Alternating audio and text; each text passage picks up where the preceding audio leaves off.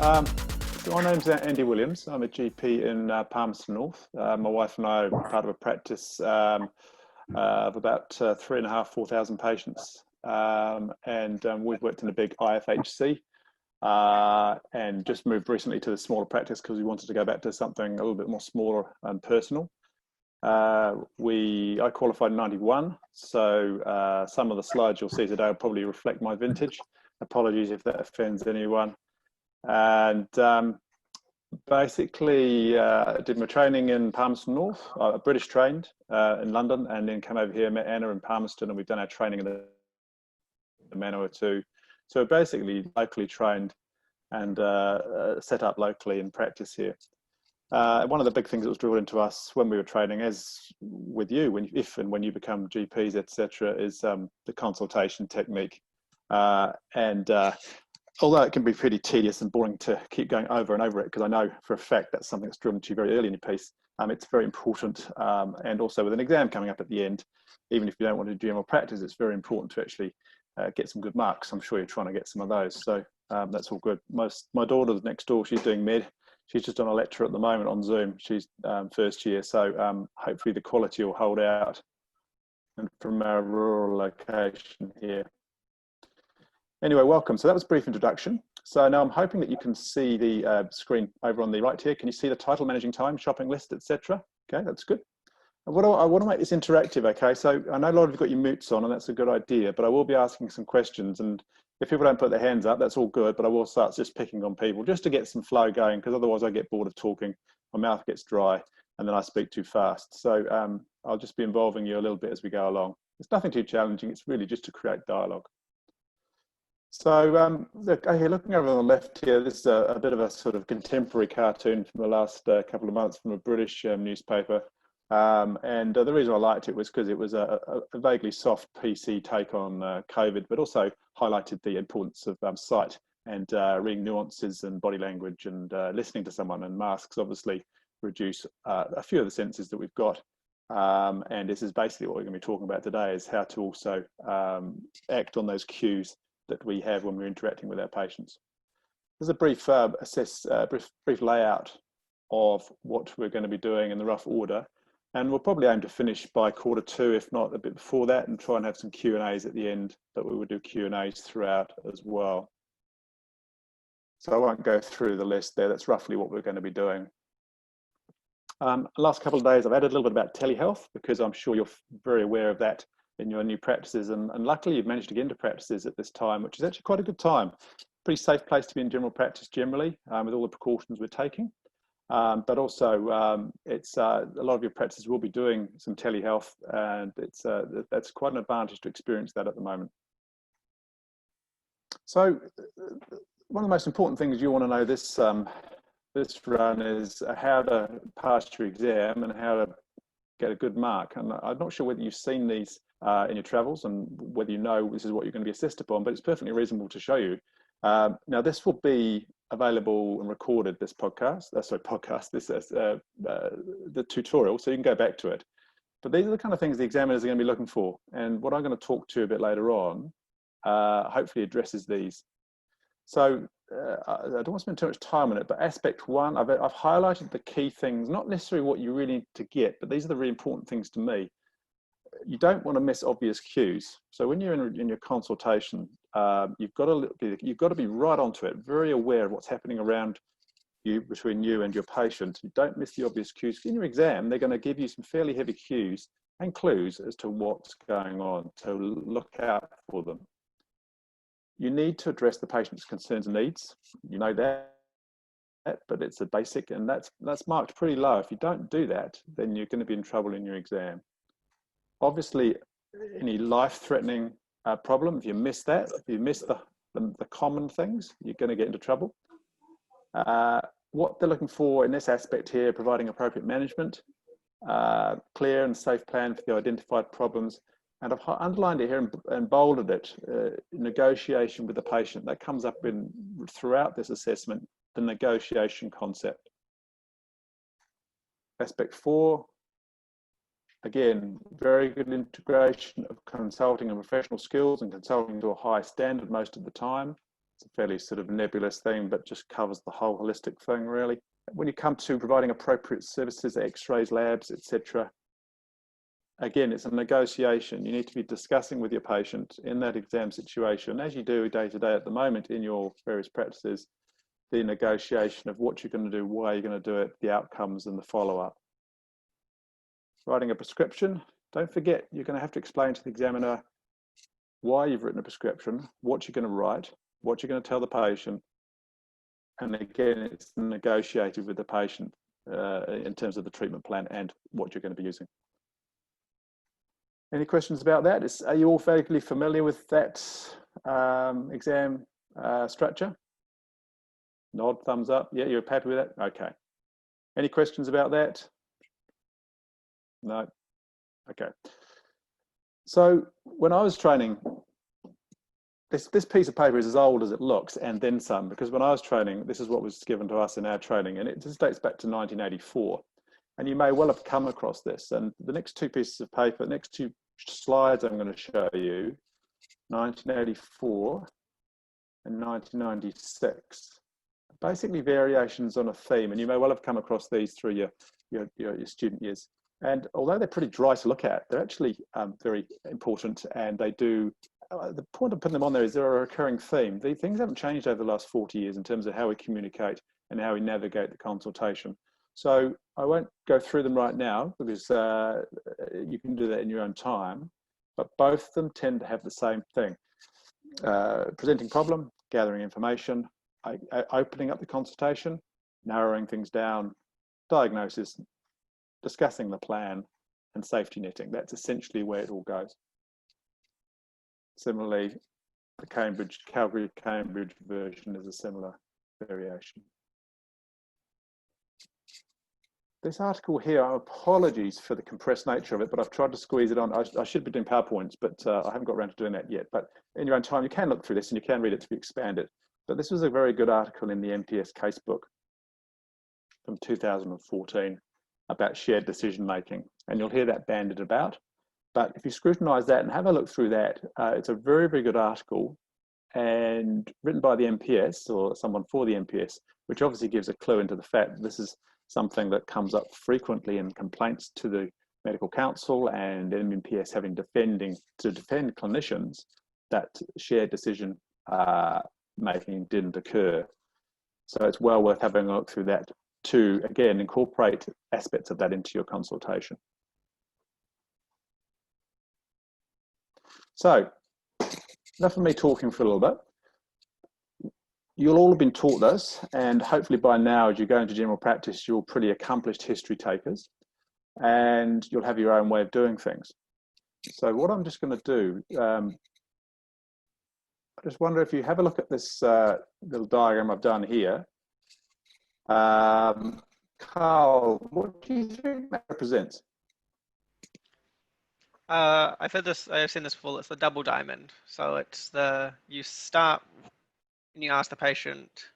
So on the left, ask the patient to say what they have come in for, and you start broad and let them speak for a while and get there, and then you start focusing in on what you think are the key problems, and then so that's the first diamond, is the history, or an examination, of course, is part of that. Narrowing in is the examination, and then the next diamond is the management plan. So again, you start open. These are the things we could consider, bloods or lab x-rays and things, and what we might do with that information, and then narrow it again, being like, so that's the shared decision making part of it, being like, here are the options that I think would suit you, and narrow it in again. Yeah, that's exactly right. You've got it right. So where have you heard of the double diamond? Is this something that's taught you at med school, or is it something you've read somewhere? No, we were taught it in second year. Yeah. That's good, because I can never remember where I was taught it, so I'm claiming it as my own. It was years ago, and it's always worked for me. And this is what I teach the TIs that come through our practice, and it seems to work. Thanks, Carl. That's great. So what you've got above here this is a very dry approach. It's very written, but you've got to have a mind map, I reckon, for these consultations, particularly when you're getting stuck in a very tough consultation. You've got to know where you're at roughly in the consultation, and also a visual representation in your head where you've got to go in the time that's left to you. That's not just for your exam, but as you were discovering in your own practices, there is time pressure. And if you feel that time pressure and it gets to you, then it's going to affect your consultation techniques. So having some sort of mind map does work well.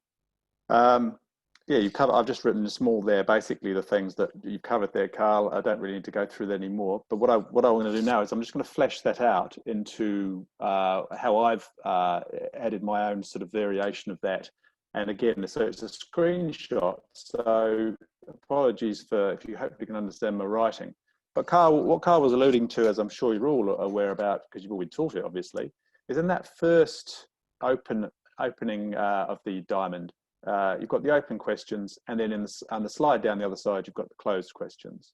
I always encourage moments of silence at the beginning from yourself, so you can allow the patient to talk.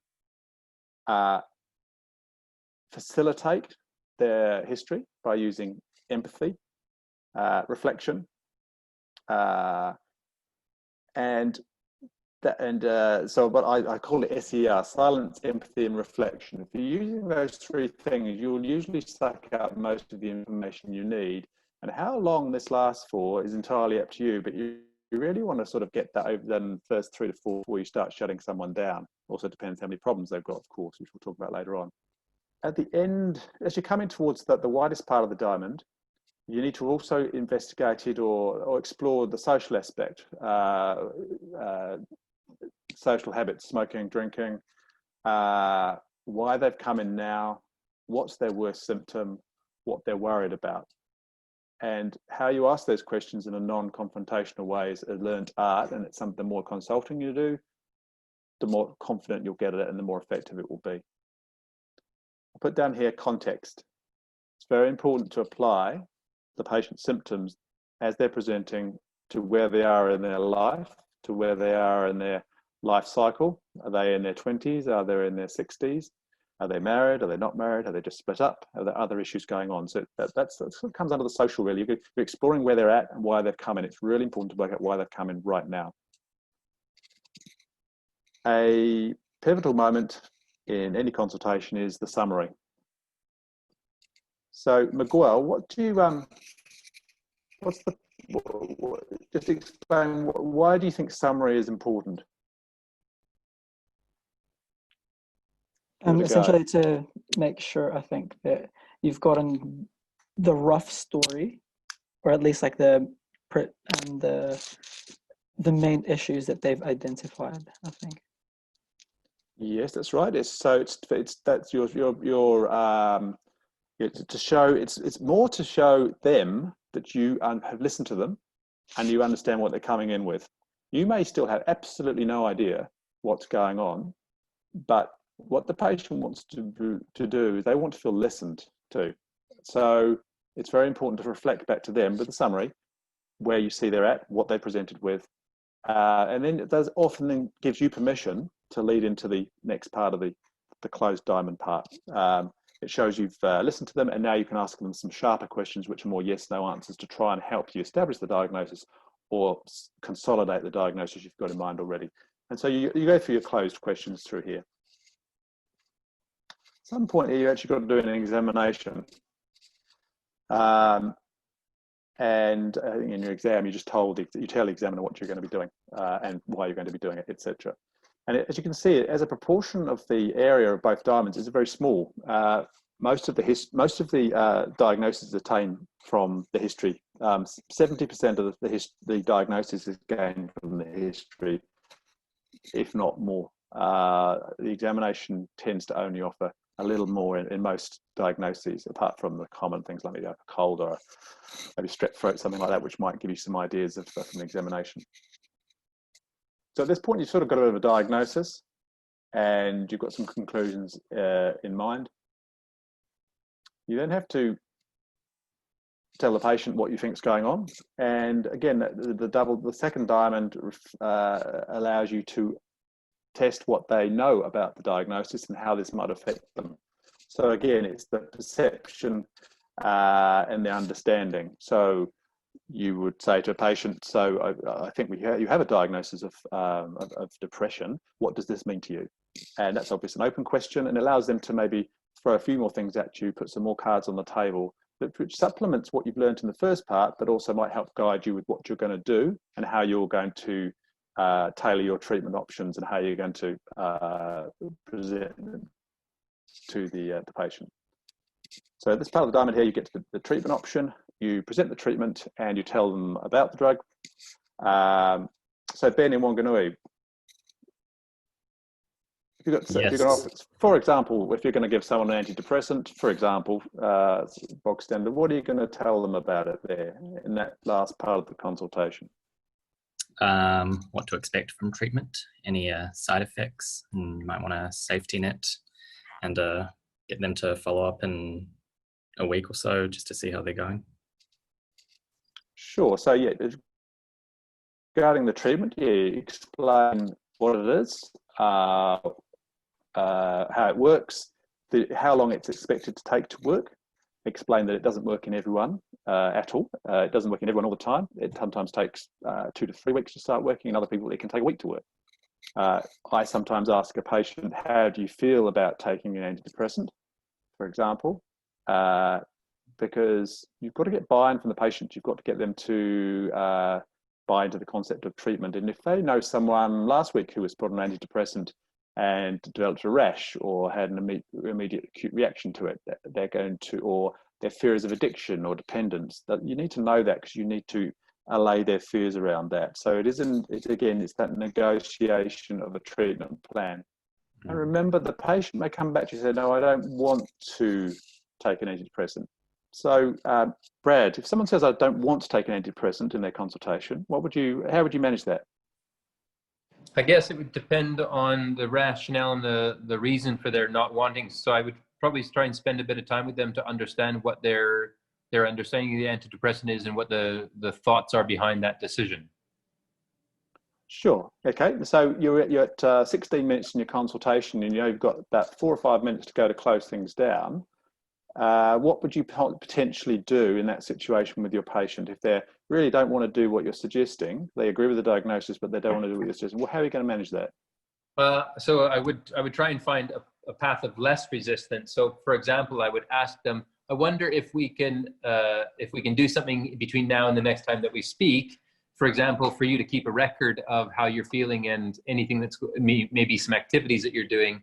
And then for us to schedule a review in a week's time to see how you're doing, and then to follow up this conversation with some more information. Perfect, exactly. So you're on the front foot a bit, then you back off, suck it up, and then allow them to, and they'll be grateful for that. There's no reason in many situations to load up someone with a treatment or force something on them, because they're not going to, they want to take it. If they want to take it, they're not going to take it. And then your trust is broken. And that one thing that has come up from a couple of exams our TIs have been through is to offer them websites and to offer them handouts and resources online to go to look up things and to read about it. So I often say to patients, it's perfectly reasonable. I'm glad you think we're on the same page in terms of a diagnosis, but here are some resources. And I always use Health Navigator generally. In New Zealand, it's a very good source of patient-oriented advice. Or I will go to other websites and copy and paste it and text it to them for them to look in their own time. And as Brad said, it's really important to maybe invite them back, not in 3 weeks' time necessarily, but probably in a week in this sort of situation. You've alluded to the safety net, which of course is what they'll be looking for in exam, but in every situation, no matter what subject you do, no matter what specialty you end up in, should always be safety netting. The patient needs to know what to do next, where to go next, when to come back, and if the shit starts to hit the fan, what they do next. And particularly around, we've just alluded to depression. Obviously they want to, you need to be having that self-harm risk assessment done at some point, and also who they're going to contact if they feel things are getting desperate. Does that make sense? All good with that? So at the end of the consultation, as the patient's leaving the room and they've gone, and you sit down, you're trying to write up your notes, trying to tidy everything up, grab a cup of coffee, whatever you're doing, think about your next patient. It's important to just reflect on the patient. The patient, has the patient felt listened to? Does the patient feel satisfied? And does he or she know what to do next? And if you can answer all those questions, and hopefully in the affirmative, then you've done a good job, and that's as good as you're going to do. And you should pat yourself on the back, and that's great for now. And that's what they want to be seeing in the exam. The patient has been listened to, the patient is satisfied, has been involved in the decision-making process. It's a shared decision-making process. Yeah, so if you can do that, you're doing very well. Don't worry too much about the bits at the bottom there. That was more of the context issue. So remember that different people will come in with the same problem, but at different ages. And you have to apply your questions slightly differently, and also your treatment plan slightly differently. Okay, so we'll move on. So just seeing who's here so far, we've got Adam as well. And who is Med 11? Med 11, what's your name? Your name's Med 11, is it Madeline maybe? Med 11, what's your name? Hi, yeah, I'm MJ, Marcia. I'm just using the computer in the GP Gotcha. office. Yeah, so that Whereabouts are you based, Marcia, at the moment? I'm in Mapua. Mapua, great. Fantastic. Righty-ho. All right, so now we'll move on to a few sort of more applications of the double diamond. So portal, and last year a patient sent me this message the day before the appointment. I'll just take your time to have a look through that. It came into my inbox at about 9 o'clock at night. I had a quick look. So this patient came in with these problems. I'll give you a minute to have a look at that.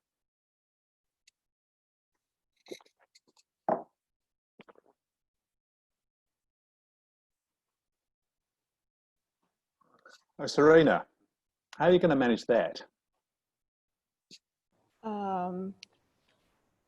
Certainly there is quite a list of problems we need to discuss in this case, and I don't think it's going to be done within the 15 minutes consultation. That's exactly, well, that's great. Lots to talk about. That's exactly what I wrote down in my list of things to do. So this patient's going to show up next day with a list in his hand. And my first thing is, be honest, explain that you've only got a short amount of time to address these issues, acknowledge that they're all important concerns. I sometimes say, look, we can try and deal with 5 problems fairly averagely, or we can try and deal with 1 or 2 really well.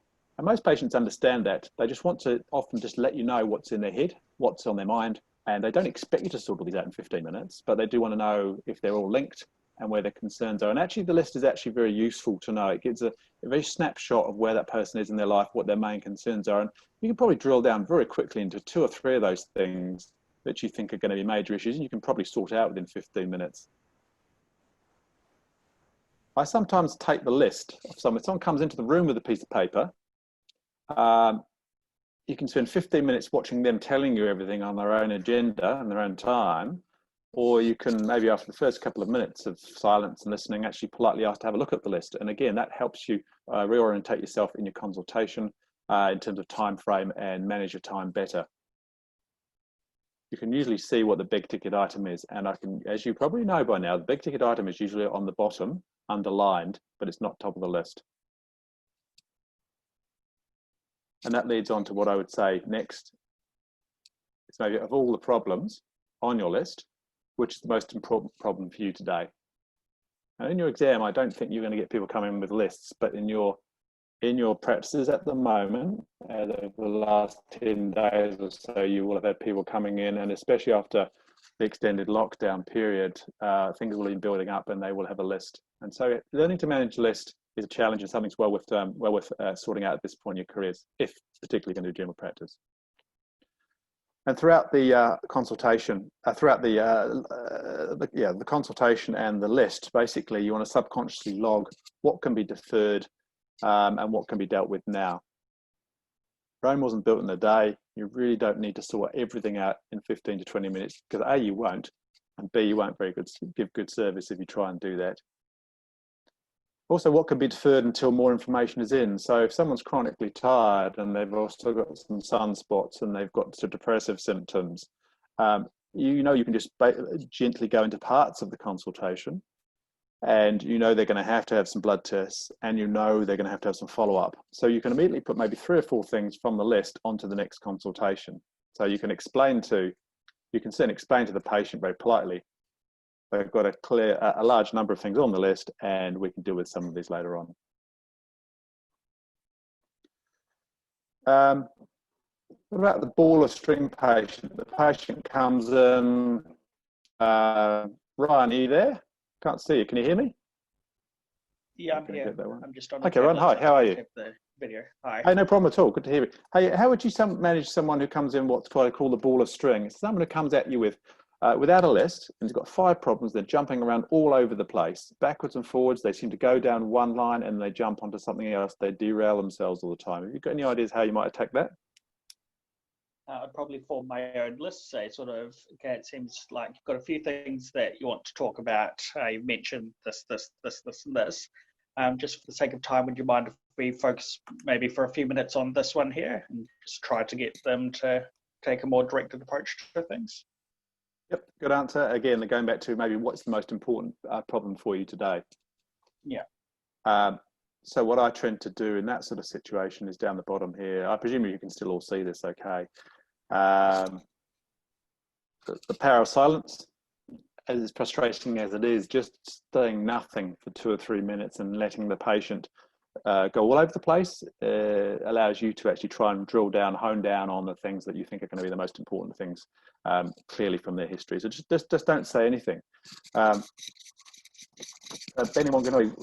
How long do you reckon you would wait on average before you start talking in a consultation? So you've done the introductions. Hi, how are you? I'm Ben. Da da da da da da da. How long would you give them to talk before you say anything? On average. 2 or 3 minutes. Really? Yeah, that's the right answer. That's what you should do. Yeah, it's usually, I think they've done studies, and it's about 20 seconds, 30 seconds before GPs or doctors generally start piling in with sort of often with closed questions. They've lost, they're frustrated, they don't know what to do, so they'll just get it onto they'll just basically make it all about themselves and try and ask the closed questions and and that's at least to a very unsatisfactory consultation for everyone. So if you can give them 2 or 3 minutes just to talk and nudging them along, reflecting, summarizing, that kind of stuff, it does make a big difference if you can do that. And if certainly with a patient who's all over the place, just shutting up and just letting them talk does make a big difference. At some point, you need to wrest control. Ryan, as you said, you have to try and get it back on your terms at some point. And so I sometimes say, excuse me for interrupting, but just to get this clear in my head. Da da da da da da da da. Empathy goes a long way. As I think, Ryan, you alluded to as well, you said you clearly have a lot going on. From what you're saying, there appear to be 3 main problems. I wonder if we could maybe talk about this first, as it seems to be the biggest problem. So that sort of line goes a long way. It's very powerful. It tells the patient you've listened to them, you've understood their problems, you've understood their confusion as well. It's almost worth sort of rote learning and just throwing it in, and just throw it in and see what happens. You'll be amazed what the results you get. And again, one of the other questions I like using is, out of all the things you've just mentioned, what is the most bothersome, important problem that you have? And that usually takes you to the top of the list. Managing time. You've got to back yourselves and remember who you are and where you've come from. You've done 5-6 years of extremely hard graft. You've had one of the best medical educations in the world, and believe me, you have. But none of it prepares you for the uncertainty that exists in large aspects of medicine, surgery, general practice, whatever you're going to end up doing. It doesn't need to be fixed in 15 to 20 minutes. And certainly in general practice, as long as you don't kill the patient, you don't miss any major problems, you give the patient time to talk, and you offer a reasonable follow-up plan, you don't need to sort it all out in 15 to 20 minutes. If you panic and you get pressured to try and close everything down that time, your effectiveness as a GP will go down. So it's very important to try and relax and just go with it. And you have to live with uncertainty, which is something I know you're all about. I've been taught about, but it's tough. Okay. So I just threw this in the last couple of days about telehealth. So there's a little competition here. And sorry, as I say, this probably shows where my age and where I come from and my decade that I really liked. What's the connection here? Can anyone see?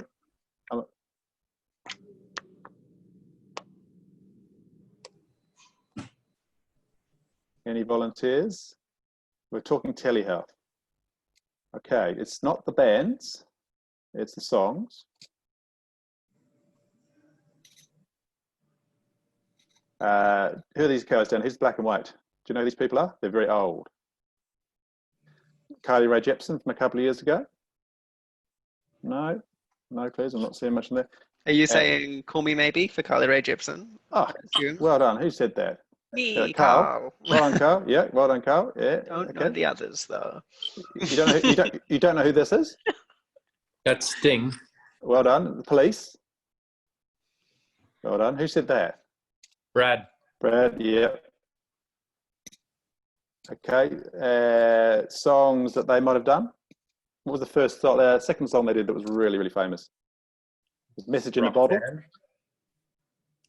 Message in a Bottle. Roxanne's not bad. Yeah, it probably was the second one. And these guys, I don't expect you to know these because they're really ancient. They're the Buggles. They did Video Killed a Radio Star. So the connection between all three of them is basically telehealth. You've got Call Me Maybe, telephone calls. You've got Message in the Bottle, which is basically portal usage, writing down messages, and you've got video consulting, Video Killed the Radio Star. I didn't expect anyone to get that, but you did pretty well. Okay, so what is telehealth? It's interchangeable with virtual health. And by definition, it includes a variety of things. You've got the PMS-based portal, so for MedTech, it's Managed My Health. Indice, it's My Indice, and whatever software you're using, most of them have portals these days. There's phone triage, which includes telephone consultation, and the telephone consults and phone triage, and you've got video consultation. So all these forms are basically virtual forms of healthcare where the patient is not in the room with you and you're trying to establish diagnosis and management plans without them in 3D in front of you. So putting this into some context, pre-COVID, you've got Richard Medlicott from the RNZGP, College GPs, the medical director, in December 2018, predicting what was probably going to happen with telehealth and how it's going to be incorporated. College of GPs, again, endorsing that. This was back in 2017. And then that's pre-COVID. Post-COVID, you've got all sorts of articles being written about, which I'm sure you're all aware of. This was a snip from Stuff. Consultations with doctors over the phone or by Zoom are proving much more convenient for some, and GPs are arguing they should remain, but not in all cases. With COVID-19 and the lockdown forcing people to take particular care not to infect their doctors or others in the waiting room, GPs needed to adapt a new way of doing things, and so we have. And the question is, how much do we want to continue doing this, and is it going to be part and parcel of the new normal for general practice? Have any of you had experience with some telehealth, video consultations, telephone consultation? Miguel, you're nodding away there. What have you got for me? So yeah, just been essentially doing phone consults for like during the mornings, and then face-to-face consults are kind of reserved during the afternoon. Sure. So yep. And then so you sometimes bring your patients in who you feel need to from the morning telephone consults for physical assessment if you need to in the afternoon. That's good. How have you found the telephone consulting compared to in-person consultations? It's quite interesting. I think it has its own pros and cons. Like it definitely gives you I guess like a full sense of relaxation because you're kind of not having to see the patient. But obviously with a lot of other problems that they present within GP land, like for example, musculoskeletal or skin lesions or the likes, it's quite hard to do it on a phone consult, obviously, because you can't do any examinations or you can't visualize stuff. But I guess for the other problems, it's quite a lot. It definitely makes it a lot more convenient, such as like medication reviews and you know, like re-scripts. But yeah, you're right. It has its limitations. How do you find the actual history taking? Do you find it more difficult on the phone than you would do if someone's in face-to-face in front of you? Yeah, I think so. I think it's just a mixture of, I guess, like the connection, but at the same time, like for some reason, I find it harder to articulate without using the, you know, gestures or yeah. That's exactly right. Yeah, I'll come to that in a minute. Just going back to your point about skin lesions, that's also one of the limitations of video and telephone consultation is they may present with problem A and you deal with problem A, but the advantage of them being in the room with you is that you do pick up that incidental melanoma on their neck when you go to check their blood pressure. They may not even really have noticed it. So the value of the in-person consultation is extremely high. You do need to be seeing patients on a regular basis to pick up the incidentals. And there are a lot of other reasons we should be being very cautious about telehealth. Personally, I'm an advocate of telehealth. I like it, but I don't believe it should be used to quite the extent they're predicting in the future. And so, yeah, the advantages of telehealth, obviously reduced infection risk in the current climate. It can address equity, equity being geography, finances, etc., age. They're all equity factors. It's not just about rich and poor. There's a lot of other factors go into the equity equation. It reduces travel for patients. It allows people to take less time off work in some circumstances. They haven't got time, or an agreeable boss will give them an hour and a half to go and see their doctor. It can help the infirm, the elderly, disabled. Any other advantages? Have I missed any off there? Can anyone think of anything else? And the challenges, it suits some patients, but not others, irrespective of the medical problem. Requires good access to the internet, to bandwidth for video consultations, and also for phone. You've also got to have a reasonable connection on the phone. You'd be surprised how many phone consultations are tough, especially when you're going on speakerphone. I find always wearing headphones, earbuds much easier to manage that. Access to a device. Some people don't have devices, but some people have good internet, but they can't afford the device.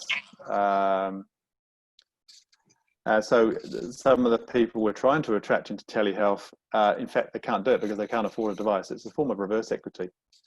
You've got to look at medical legal safety as well. Imagine if we did 100%, tried to do 100% or 90% of all our consultations on telehealth. Imagine the number of things we'd miss. And sometimes very poor and clunky interfacing with the PMS. Cost of the equipment to the practice and cost to the patient. In some cases, some GPs add extra cost on for their video consultations to help them wear the costs of the added gear that they're having to buy, which is perfectly justifiable in some circumstances. So in May, I won't go through each of these, you can look through these in your own time. Sam Merton, president of the college, has been interviewed numerous times, and this is a couple of staff articles she's been quoted on. And she appears to be generally an advocate of it, like myself, but we're all trying to land on a percentage of patients we really should be seeing by telehealth and those we need to be seeing face to face. And in these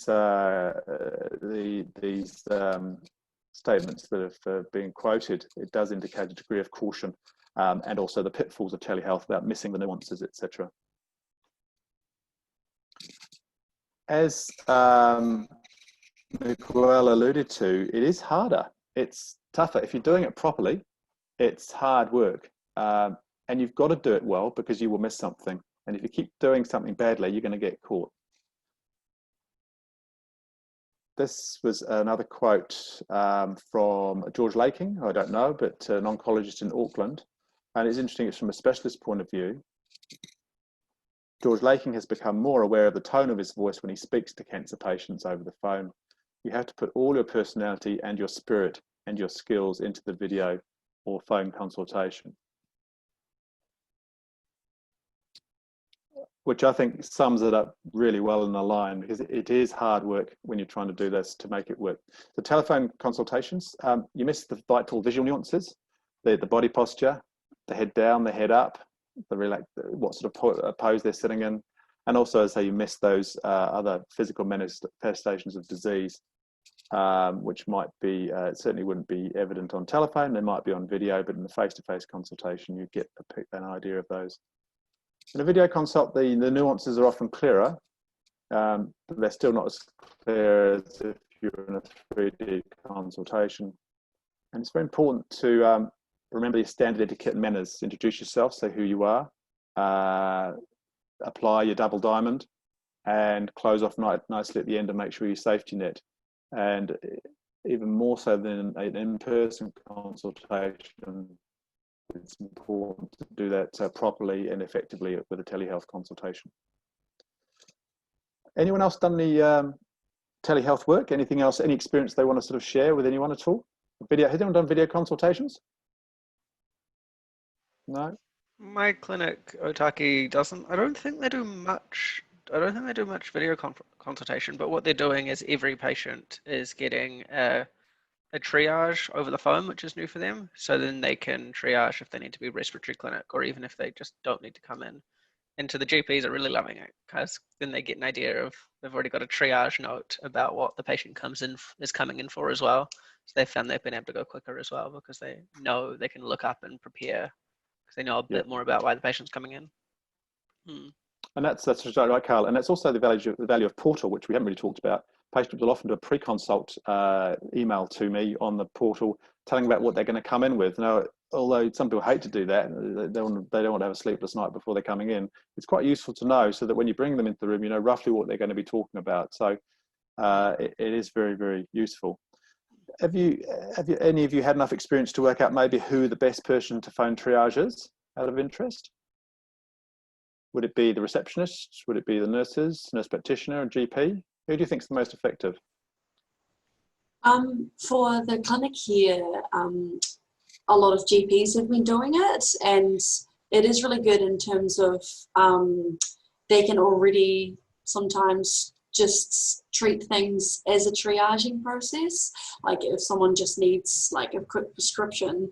However, there is a pitfall that sometimes they can kind of fall into that trap of wanting to actually then treat the person while they're triaging, so that can be a problem as well, I've noticed. So that's, yeah, is that a problem, treating them from the phone triage?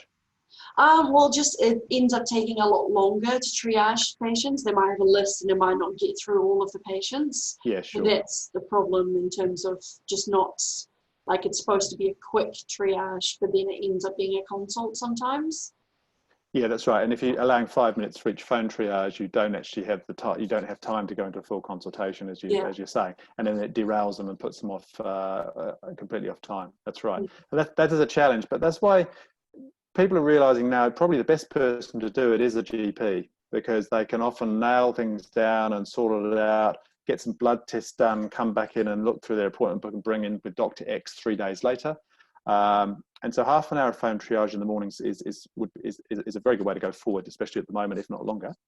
And that's if you haven't got capacity. So if you have got capacity and the practice isn't too busy, you don't really need to be having phone triage, although it does help keep a lot of people off site. Yeah, that's very interesting. And it's good to hear you all having experience in this. A year ago, very few practices were doing this. And it's one of the goals we're trying to have in the future is more phone triage and more telehealth. But it's getting that balance, as you all alluded to. Really, it's quite tough, but we'll get there. Quite exciting. Thanks for that. That's really good input. So take-home messages. So adapt and apply your overall mind map and the component strategies in different sort of situations. And even if you don't use every aspect of the double diamond, there are certain parts of it which are really, really good to use in certain circumstances. In A&E, you're in an orthopedic clinic, you're in a site consult. Individually, the summary, the empathy, the silence, the summing up, the negotiation, the safety net, each on their own is a very, very good thing to try and aspire to anyway. And it can actually, so when I say save your life, it can sometimes turn a consultation around very quickly in your favor if you can apply any of those. I think this is probably the most important thing, is the summary. That'll be the biggest thing for me, because that really shows you you order things in your head, and secondly, you do show the patient you've listened to them and they've got an appreciation of where you're at. Again, the application of a visualized plan to your consultation does help time management. Silence, summarizing, and why now? Why have they come in now? What are they worried about? Why is the mum brought 3-year-old child in with what appears to be just a snotty nose, but the mum sitting there in a very negative posture, reaching for the tissues. It's not just about the child, it's also they're using the child as a ticket of entry, which we all know about this scenario where they really want to be talking about something else other than just the child. That's not picked up on a video consultation. The telehealth environment, as you've alluded to, is a challenge for now and the future, but it's generally looking pretty good, and we just need to work out how we're going to incorporate it safely and at the right sort of ratio. I'd say judicious application will work very well for a lot of patients, but the cornerstone of general practice is continuity of care, which telehealth does encourage, and good communication and in-person consultation is usually best in most circumstances, unless they've got viral symptoms at the moment. So try it out. Try as much as you can of the telehealth. If you've got access to video consultations, give it a go. Do as many telephone consults as you can, but balance it out with the face-to-face. And try and apply what we talked about to those telephone consultations. A well thought out consultation technique, even if you only use elements of it, gives greater patient satisfaction, greater personal satisfaction, and it'll ultimately offer you a safer environment to work within.